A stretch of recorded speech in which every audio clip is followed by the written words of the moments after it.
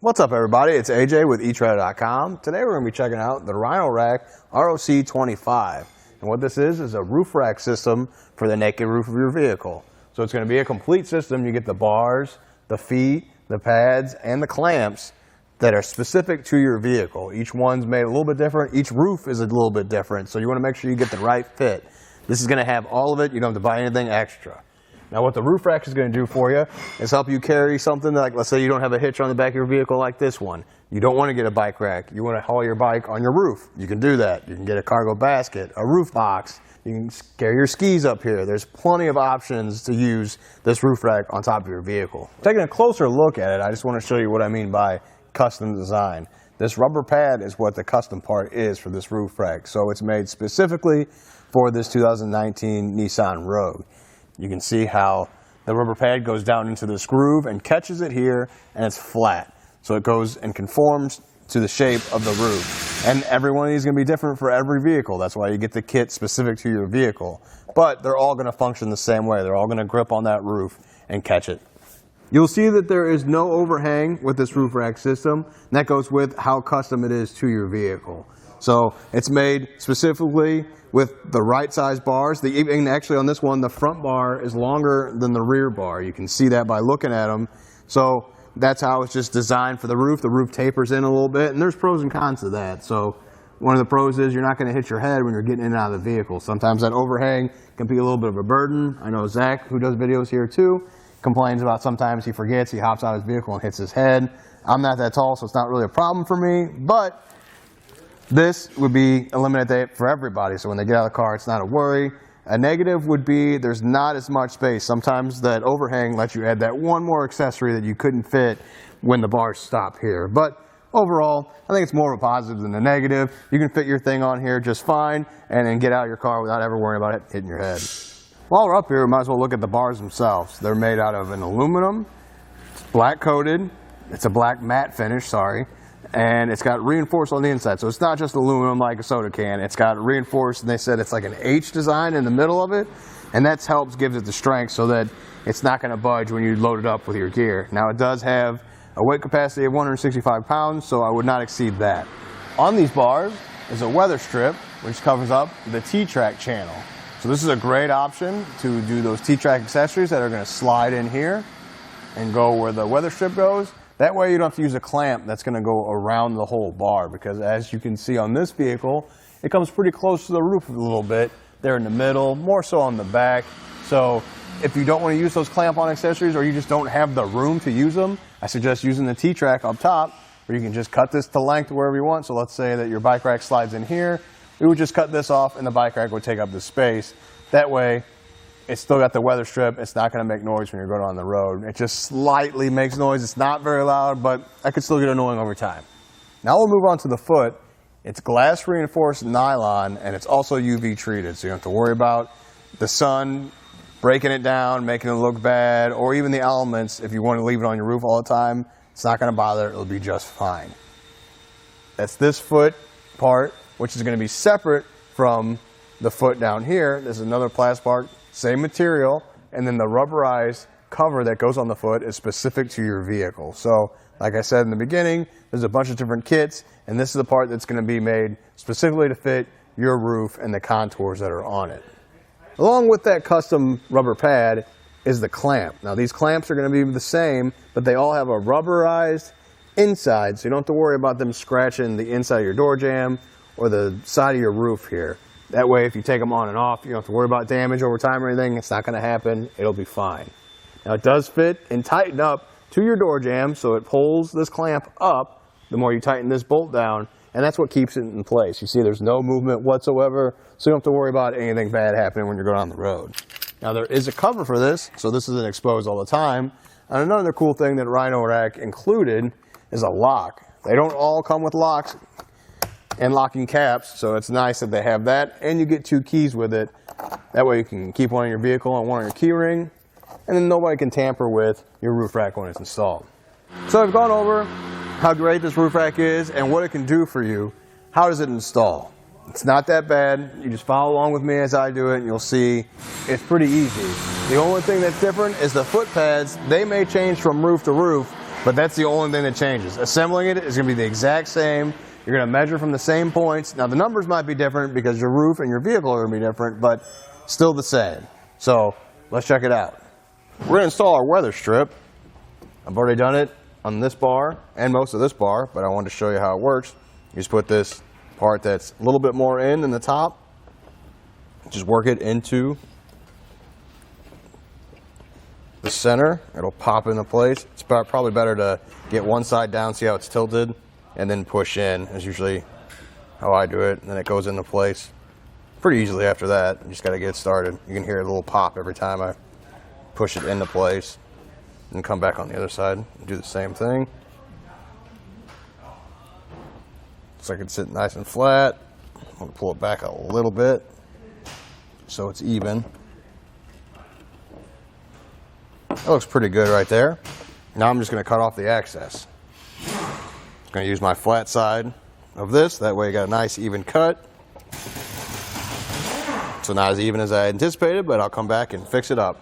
Now we're going to attach our feet to our crossbars. You just slide them in. The ends here, we're going to eventually put a screw in through there. Now it might fight you a little bit. I suggest I'm going to try good like this.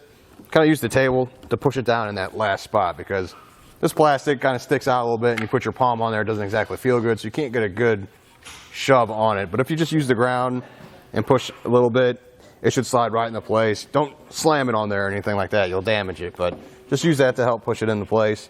Now we're going to peel back a little bit of the weather stripping to see. Looks like the hole lines up just fine, so we're going to add a screw in there. With that in place, now you can't pop that foot back off, and we're going to repeat that process on the other three sides. Next, we're going to assemble our foot pads.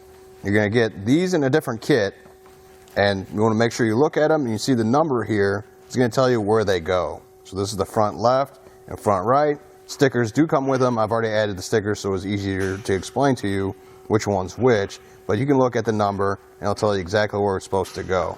And these are going to be the rear ones. As you can see, they already look way different than the front ones. They're specific to your vehicle. And again, just look at the number and it'll tell you where to put them. When you go to add your rubber pad, make sure the arrow is facing out. When you go to snap into place, you kind of just push on the rubber part and you'll feel it snap in several parts right into place. A good way to tell is if the rubber part of the cover is up here through the center hole, you know that it's installed. We're going to attach it to our assembly. It just pops into place. There's like a bar here at the bottom. There's spaces to clip this plastic part into.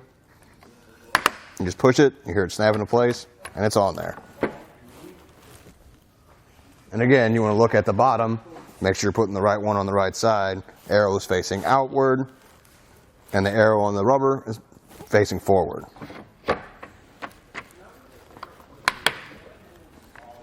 And one other thing to note is that your crossbars are going to be different lengths. So the front one is going to be longer than the rear one. That's how you can tell the difference between them. You might be able to see on the table here that this front one is a little bit longer, and that's how I know that that one's the front one. I set the front crossbar on the roof already, and what we're going to do is get our measurement to see where it needs to be on the roof. Now, it's going to be different for every vehicle, so these measurements probably aren't for you, but we go from the center of the door jamb to this arrow, and on this particular one, it's going to be a little bit before 6 inches. So about there looks right on this side, and I'm going to go over the other side and adjust it over there too. Now if we set the rear one on, we'll get that measurement too. Again, it's going to be different for you, but what they want you to do is measure from the center of the front crossbar, now that you've got that in the spot it's supposed to be, to the center of this one. And those measurements will be in your instructions. And ours looks to be right there. I'm going to move it just a little bit. And it looks good right there. That's where they said to have it. So now we know it's on there right. Another thing that'll be helpful is they got these little stickers that are arrows. And you can put them exactly where your crossbars are in like the door jamb so you can't see them. But that way you don't have to measure every time if you plan on taking these off and putting them back on. If you plan on leaving them on, you're probably not going to need these. If you don't want to put them on the car, you don't have to. Just measure again the next time. Not a big deal. It's really up to you. Now we're ready to add our clamp. This is going to attach here, and this is what actually holds the roof rack to your roof. So first we're going to remove this center bolt. Then we'll bring our clamp up, line it up. You see how it sits right here in the door jamb like it's supposed to. It's also rubberized, so you don't have to worry about scratching anything. Kind of align that up right. Put our bolt through and get it started by hand. Now you might have to hold it, put your hand behind there to hold this up because it falls back pretty easily. You see that? So you can put one hand back there and then get the bolt started that way.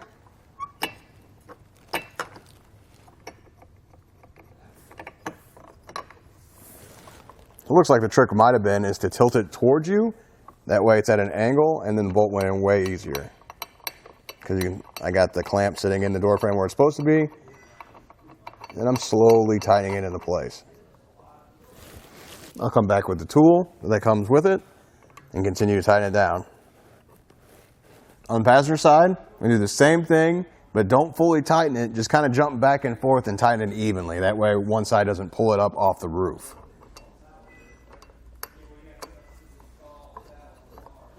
Now, something I want to point out about the tool, a good way of seeing if it's tight enough, you're going to hear some creaks and cracks and stuff as you go, but this part is angled, and you'll know when it's tight, and you go to tighten it. As you push on it, it flattens out. So I'll try and do it this way.